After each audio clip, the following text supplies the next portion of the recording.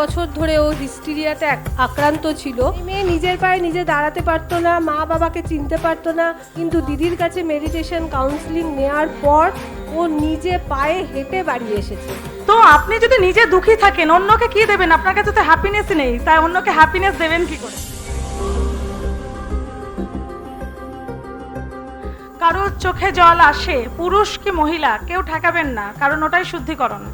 কিন্তু এই যে আমিটাকে কি কেউ দেখতে পারেন? কে আমি? জাস্ট নিরাকার হাওয়া।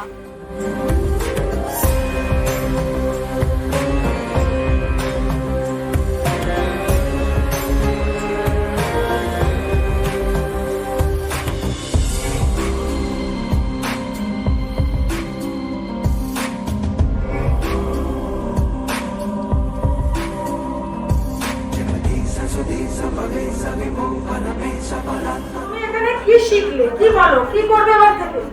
আমার সঙ্গে ভালো বিয়ে করবো, এখন ওদেরকে চাকরি করার চেষ্টা করবো। আমার দুটো মা, আমার একটা মা, আমার দুটো মা যে আমাকে জন্ম দিয়েছে, আর একটা মাসি আমার সব খেয়াল দেয়, সব কিছু রাখে।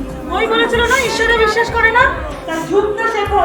আর বড়দের সামনে ঝুঁকলে অন্য মা বাবারা, অন্য প্যারেন্টসরা বলবে ঠিক এইরকম সন্তান যদি আমার হতো, ঝুঁকলেই উঠবে।